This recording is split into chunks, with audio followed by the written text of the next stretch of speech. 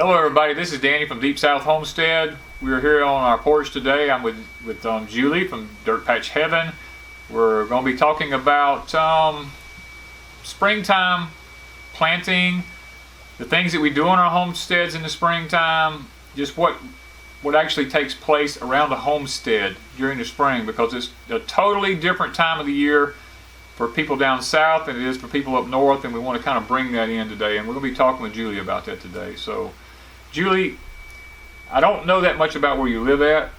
You know, all I know about is where I live at, and I have been up north a lot. But what I want to know from you and the subscribers, I'm sure, want to hear this, is what is a typical spring like for you up there as far as gardening, and what time of the year does it start?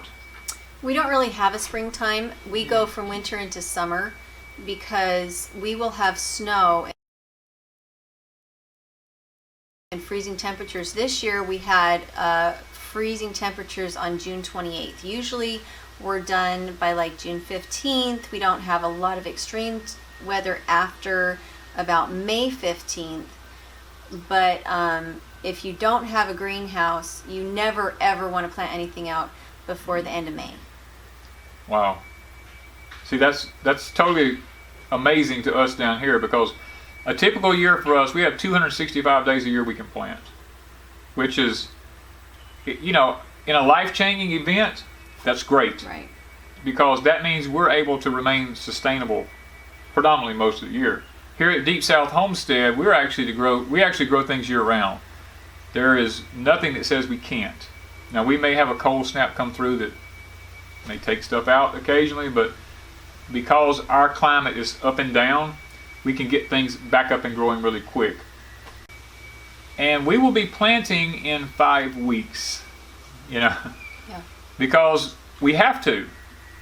The environment will be right, the moisture in the soil will be right for our plants to come up. Now, when I say planting, we're talking about things like English peas and Irish potatoes. That's going to be the two first things that we're going to be putting in.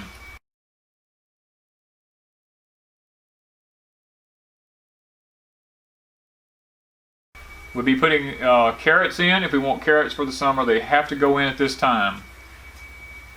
Because I'm going to tell you why. Is because by the end of May, the whole issue is it's too hot. These are cool weather plants. They will not make it. We can actually put some food in the ground. We can keep things kind of rolling, where I would be a little nervous if I was up north. I'll just be 100% honest with you, because if we were snowed in and a life-changing event took place, and say there was no power, and I only had X number amount of wood to burn, I only had my food storage was only up to a certain amount, then I would be concerned. Right. In the north, it is all about storage.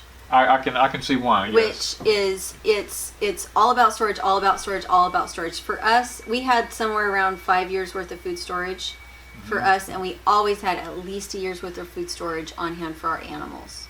Wow. And so in the north, it is all about harvesting very, very quickly in your short growing season, intensive amounts of growing in that short growing season, on a lot of things that can store, and then settling down and surviving the winter. I will say I've noticed this with seeds. Anytime I look in a seed catalog, it says from the time you put it in the ground to harvest is, let's say, 55 days. That's for y'all. It is. That's not for us. Right. Because I've noticed, because when I was up north, I would see the green come on. It's like overnight. It would be, the trees would be completely bare, and then it seems like I woke up the next morning and everything was green. Yeah. Just that fast. Yeah. And when you put a plant in the ground, it instantaneously, it looked like it grew 4 inches overnight. Right. That doesn't happen here. And I know that sounds crazy, but from here we can put a seed in the ground. If the catalog says it takes 55 days, it's more than likely going to take 65 to 75. And it's because of the climate. You would think because it's warmer, it would grow faster, but that's not true. Our climate fluctuates. It's up and down, like this. So it stresses the seed. And it stresses a plant. That's like, I'll use a pepper plant, for instance. When you bring a pepper plant up and you put the seed in the ground, you want it to be about 70 degrees in order to get it up. And as the plant's going into its two-leaf stage, you want that plant to stay at about 70 degrees. But when you transplant it, you want it to be about 55. Because you want that shock on a pepper plant. And when you go to that cooler stage for the short amount of growing that it's going to do at that point, it shocks that plant, and then when it turns warm, that plant will Cadillac. We don't have that here. When we put our plants out, they just sit there. They will actually sit there sometimes for 2 to 3 weeks before they show any form of growth whatsoever. And you will actually think to yourself, what is wrong? And actually, in reality, there's nothing wrong with the plant. It is the environment. How interesting. But now, if you plant the seed in the ground, the plant will come up and never miss a lick. It was steady Cadillac. So we have a saying down here, especially with fruit trees. The first year you plant it, it sleeps. The second year you plant it, it creeps. The third year you plant it, you let it grow, it leaps. Yeah. That's the saying here, and it's all because of the environment. How interesting. Yeah. For us, it's if you want to grow a longer season, you have to have a greenhouse and you have to have a source of heat. A greenhouse by itself is not enough. Right. Our method has been, we do a greenhouse and we do hotbeds, and then I can start my seeds in February. That's not bad. But that greenhouse has to have some source of heat, so that we do have food by the 1st of April, but I don't know anybody else that does it this way. The only other people that I know that do have a really early spring garden are those who heat their greenhouse. Because we have plenty of sunlight. Right. We don't have a lot of overcast. We don't get a lot of rain, but we have lots and lots of sunlight. So in the day, it can get up in over 100 in that greenhouse, but at night it'll get down to -30. Oh. And so you don't have to heat it to the point where it's 60 degrees. You just have to heat it to the point that it doesn't freeze at night. It doesn't freeze. Freeze at night. And you have to do that. Like, for instance, we don't get grass until the earliest grass we have is the middle of May. We don't get a lush amount of grass that can actually be grazed on until the 1st of June. Wow. Because it's too cold for the grass to take off. That's amazing. Yeah. In the South, the only reason we have a greenhouse, I don't know that there really is a good reason. Protect it from the rain? Well, I mean, maybe, I don't know, geoengineering, but down here, you're only going to use a greenhouse unless you have it climate controlled. Now, if you have AC and you have some sort of heat in the wintertime, then you can use a greenhouse predominantly all year.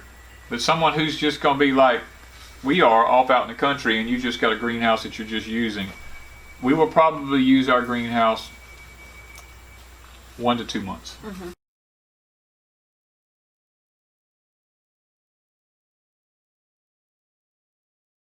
That's the maximum. And even though the temperature outside is 60 degrees, the temperature inside the greenhouse can be as much as 120. Right. Just simply because it's a bright day. Yeah. And at nighttime of the same day, it can drop as low as 40. And that fluctuation of temperature inside the greenhouse actually just destroys the plants. Yeah. My neighbor up here runs a huge nursery. And he tells me about the point in the greenhouse that cell structure erupts in a plant. And that's kind of where I learned what I learned about. And my greenhouse, I'll be honest with you, this year is more of an experiment than it is anything else. Right. Just simply because I don't actually know what's going to work in it. Right. It's my first year with a greenhouse here in the Deep South. Some things are doing great. Some things that I assumed would do really good are not doing anything at all. Right. And I can't imagine a greenhouse up north. I mean, Well, and I think, in my opinion, this is my opinion about experimentation. You have something that you already know is successful, and you plant the majority of everything in that successful space, doing what you've always done. And then if you have something else you want to experiment with, like a greenhouse or straw bale beds or back to Eden gardening, you have a little plot that you're not depending on for food. Yes. And that's where you do your experimenting. You don't ever experiment with your main source of food for the year. We poisoned so many things with straw when we first started because we had followed a guru that wasn't local to our area, but not only that, they were from 50 years ago when there wasn't the same amount of pesticides and stuff used, and we were told to use straw. Well, the straw nowadays has so many chemicals on it that if you put it down, all that, it trickles down into your roots of your plants and it kills everything. And so when you take a guru and you have somebody in a book that you care about and you love and you think they're amazing, remember that the product that they're talking to you about may not be the product that's available today. So we don't use straw that way anymore. I will use moldy hay. And the other thing is I do straw bale garden, but I found that I have to soak it with bacteria, heavy bacteria that seems to eat the chemicals, because when I use chemical fertilizer on it, that's just what it's been what people told me to use, this chemical fertilizer we're working these straw bales, nothing thrives. When I put 6 inches of rabbit manure on it and then let it soak, everything thrives and it, nothing dies. So that's just my opinion, is that the bacteria from that rabbit manure actually eats the pesticides, because everything thrives in that if I put rabbit manure on it. And that's the only explanation I can think of. Down here in the spring, Wanda and I will plant a lot of times. In February it may be 80 degrees. And so crazy. I know it does sound crazy, but you can ask her in March, late February, early March, we've planted a lot of our stuff because we've had such a long stretch of warm temperature that we think it's okay. And then we get that freak cold snap that comes down through here, and all of a sudden it's 32 degrees and there's a heavy frost. You've got to have, and one of our big issues is we either use hay or leaves. Now, of course, I mentioned we don't have access to straw. If we did, we would use it. But the leaves and the hay, we just cover the plants up, because it would be impossible for us to be able to have enough plastic containers to cover the top of everything. To put over everything. Now, we did try that one year. We put out as much as 300 plastic containers, and it literally it's on that evening, off the next morning. On that evening, because if you leave them over the plant, it cooks them in this hot sun. So I think that straw is very important in spring. It's necessary if you plan on getting your stuff in early enough. And two, I had a YouTuber this past year made a comment to me. He says, "Danny, where are your weeds?" You use a hoe? No, it's all about how you do it. In the springtime here, once we plant our plants, we don't break the soil anymore.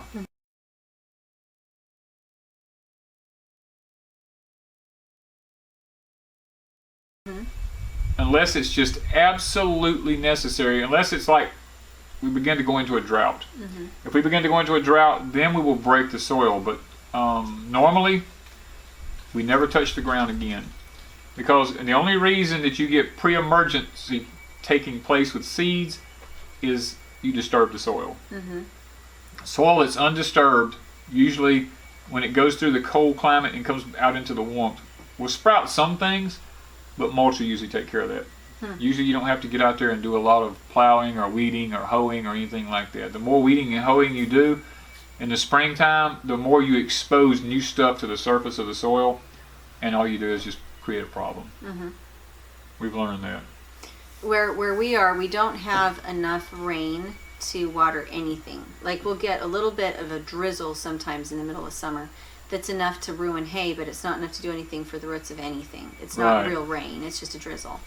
And so for us, what has kind of been the problem, and Melanie from Road to the Farm, this is how she does it, is she does drip lines. She puts her she plants her plants, she puts a mulch up around them, and then she uses a drip line just specifically at the plant that she's trying to water. Gotcha, yeah. And she's the only person that I know in our area that doesn't have either a need to go out and pull tons of weeds, or that doesn't have a problem with having to water too much, and it's because she's careful about the order she does things in. She doesn't water anything except the plant that is actually she's wanting to foster. Gotcha. And she's the only person I know that gardens in the ground and has it that pretty and that easy. For me, I don't garden in soil anymore. For one thing, my soil is poisonous. And the other thing is that I have so much small livestock that wanders around and that free ranges that I don't want to mess with having to protect it. And so I grow in raised beds, and the soil that I buy is a couple bags from the grocery store or nursery store that's mixed in with rabbit manure in a deep bed that's straw bale or some other kind of carbon. And that's how I garden now, because specific to my area, after 5 years of trying, Right. this is what works for me.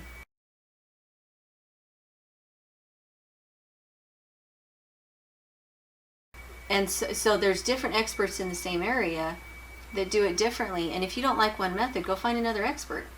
I agree with that. Now, where you live at, Julie, what would be a typical rainfall for y'all for a spring? We have had rain a couple times since we've lived where we live, and it was freakish to have for us. My goodness, that's a really good question. Last year we didn't have any rain. No rain. We had no rain in the spring. No rain in the spring. Wow. The year before that, we had rain in the middle of the summer that came in, and we had temperatures in the 50s in August. Oh, my word. And rains that never stopped, and it ruined everything, ruined all the grain. But I'd never seen a rain like that before. And then 2 years before that, we had so much rain in the spring that the trees were bleeding water. Wow. And so, and branches were dying and that kind of thing. So spring for us, sometimes we get snow, sometimes we get rain, and sometimes we get nothing. See, typically for us in the South here, in the spring, we can get anywhere from 5 to 8 inches in a day. Yeah.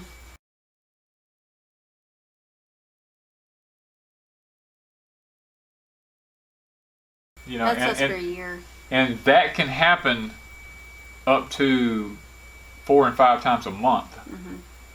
So that's why it's so important here for us to know the lay of our land in the spring, because the springtime, that's our rainy season.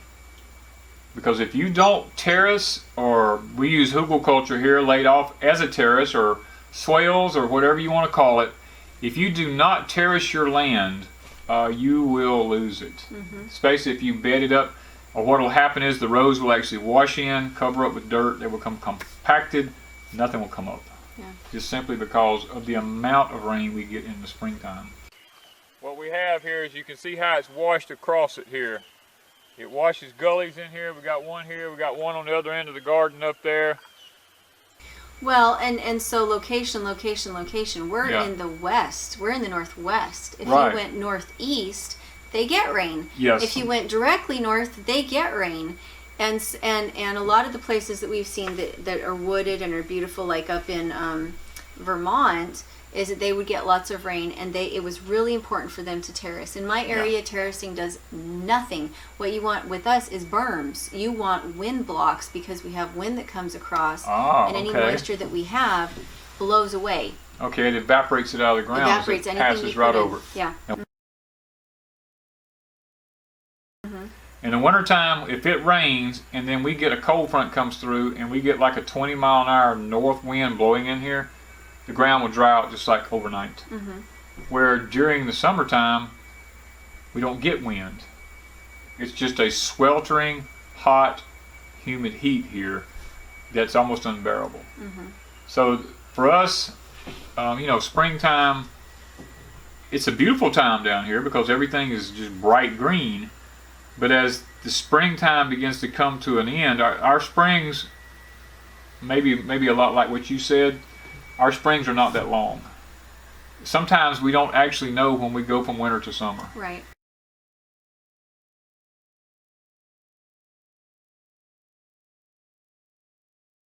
We can plant carrots, spinach, and like snow peas, any kind of peas, beets. Now, when you say snow peas, you're talking about the edible pod ones, not necessarily the shelling ones. You can do both. You can do both. Okay. Yeah. Now, if I plant those in the greenhouse and the greenhouse is unheated, and I plant them before May, then the temperatures at night will still, if they don't kill the plants, they'll at least seriously stunt them. Okay. Seriously stunt them so that they never really bounce back, and you have to replant anyway. Right. Well, a typical spring for us, we can begin,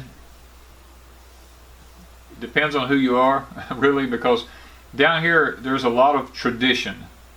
A lot of people say down here that Irish potatoes have to be planted on January the 15th. Wow. Yes, believe it or not, that's what they say. And that's just an old-timers tradition. Wow. Now, I don't necessarily go with that because what happens is if you plant them on January the 15th, they will emerge. And what you have to do is go through and take a hoe and cut the top off of them. Because, like you mentioned, the frost or the freeze, because they're tender, will kill them and it'll sour all the way down into the potato. And these people will actually go through the fields with the hoe and cut the tops off of them.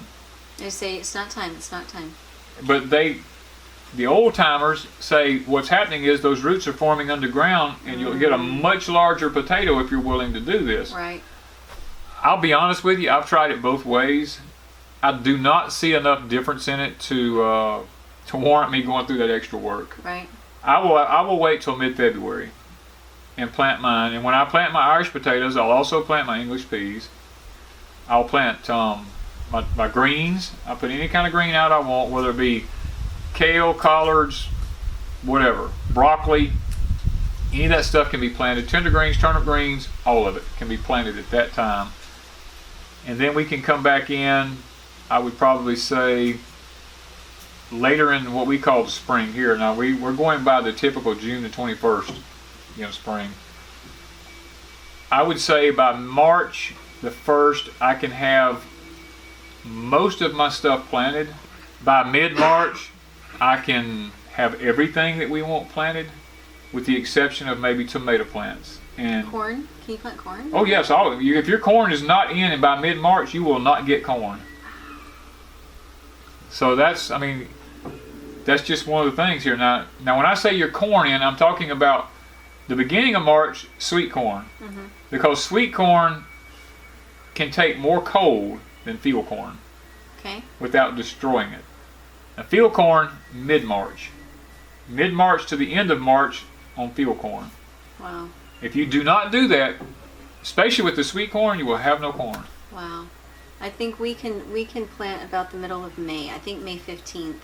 Yeah. See, for us, we can plant any time of the year after, if we're not worried about frost, we can grow and plant peas all year round, carrots all year round, and it doesn't get too hot for them. Mm-hmm. And corn and whatever we plant, you can plant it all year long up until the point, like if you plant it in August, you'll probably still be eating peas in October. You'll be eating peas in October, but you can still plant peas and carrots in August. Now, there's the difference between north and south here that I want to bring out.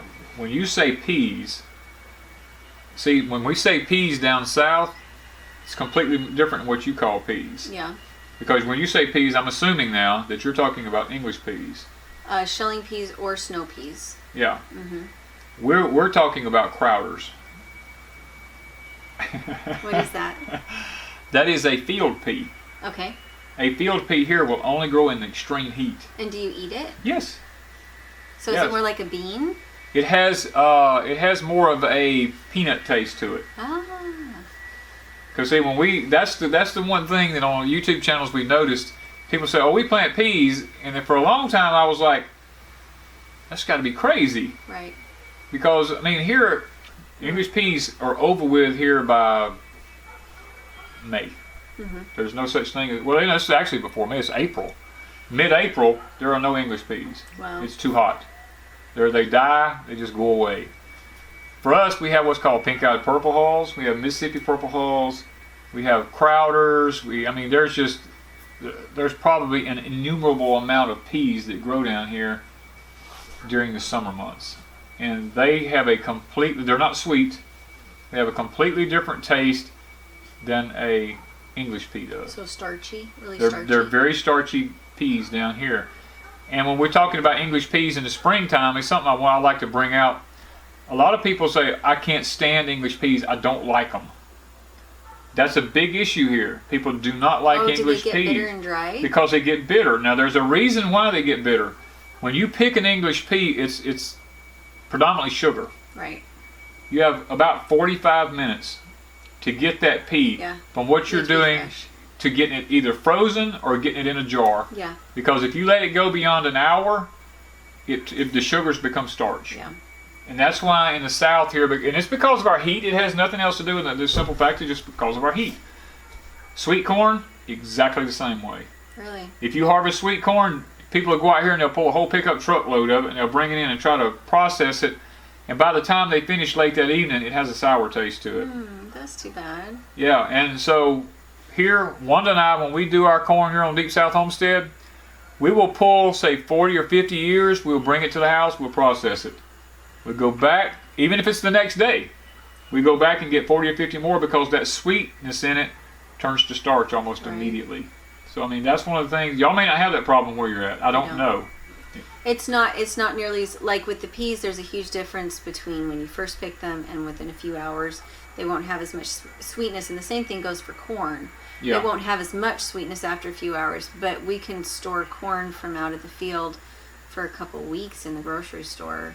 Wow. And it won't turn sour on you. It just doesn't taste very Yeah. similar to what it did, but people who wouldn't know any difference, who'd never had corn from straight out of the field, they wouldn't know the difference.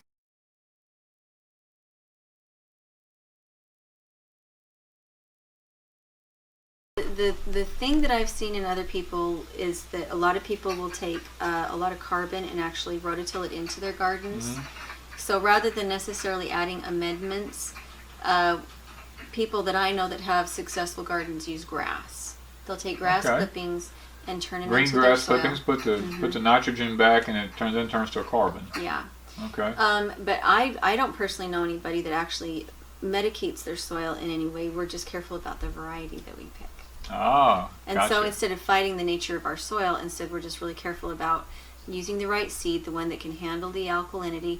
Because, I mean, the soil is going to, because we don't get a lot of rain, the alkalinity increases and increases and increases, and it never changes. And so you might as well just pick a seed that likes alkalinity. I've got what you're saying. So here, where we have to constantly be putting some kind of amendment into the soil because of our high rainfall, and when the rain hits the ground because of the sand content in it, everything's depleted. Yeah. It just goes down. Yeah. You don't have that. What you put in our soil stays in our soil because we don't get rain. Wow. Remember, what happens up north stays up north. It does. It stays. It stays That doesn't happen here. Yeah. That's just, it's almost frustrating now to sit and think about it, you know? We constantly, I'll tell you, for instance, corn.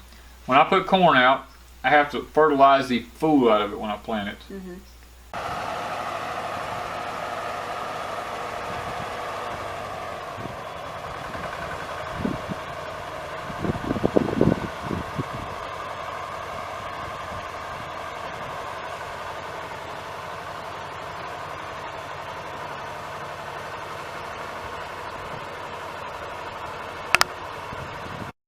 When it's a little bit above ankle high, after heavy nitrogen in it again. When it's knee high, that's the last nitrogen, we call it laying it by. We pour the nitrogen to it. I mean, we're talking about lots of nitrogen, because if you don't, in the heat, because the heat is so intense, it won't make anything. You have little ears about that long. That's about it. Most of the people that I know, the way that they fertilize the grannies that have their gardens that are so beautiful is they'll bring in a load of steer manure. They'll have it rototilled in. Not necessarily every year, maybe every other year, but some will do it every year. But and that's enough for the full year. They don't have to reapply anything because it just builds up from year to year as long as they just kind of watch when it needs a little bit more, and that's all they do. That's just and grass clippings, lots of grass clippings. wow. The differences between the north and the south is so complex. So complicated. It's not a little deal. It is not a small deal. No. I'm sitting here, I'm thinking, well, would it do you and me good if we just maybe Do a garden? well, what we meet halfway somewhere, like Arkansas or through the Ozark area, maybe through there, Oklahoma. I mean, I don't know. I mean, is there some point where it's really okay both ways? Well, and I think that's the point is that you have pockets everywhere of certain things and certain conditions, and so it's so much better to learn from your granny than it is from some guy in a book or from some expert on YouTube. Oh, I can agree with that. It's that you go out, because otherwise you're going to just be fighting it for 3 years, or you can do it right the first time because you went and asked Granny, what do I do here? What should I add to my soil? How much should I water it? What seeds should I use? That's why seed saving is so important. If you get seeds from your granny, you know they're going to work. Right, because they've already been acclimated. Yeah. And so I think gardening is about culture. Gardening is about culture, and it's about your local culture, and it's about because you could go an hour away from our place. You go to northern Idaho, and it is rolling hills, and it's rich soil, and they get rain. You go further closer to southeast Idaho, and you're desert, and then you get into Utah, and you've got magnificent soil and balmy weather, but you only went a couple hours in any direction. It's going to be different. Well, Mississippi's the same way. Yeah. When I lived in central Mississippi, everything I did here would not work there. Right. Because first of all, they had a totally different kind of soil. They have what was called a heavy clay soil, and it was called a cold soil. Mm-hmm. No sand whatsoever. I had to bring in my own amendments to that soil just to be able to work it. If it rained, I could not do anything for 2 weeks.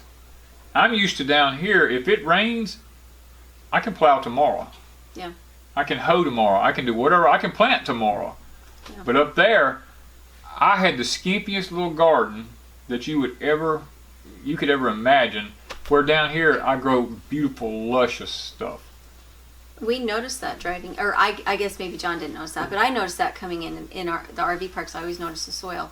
And we had such slick clay. One place we had red slick clay, the next place we had gray slick clay, and we had tons of puddles that we couldn't go for a walk because of the puddles. The water was going nowhere.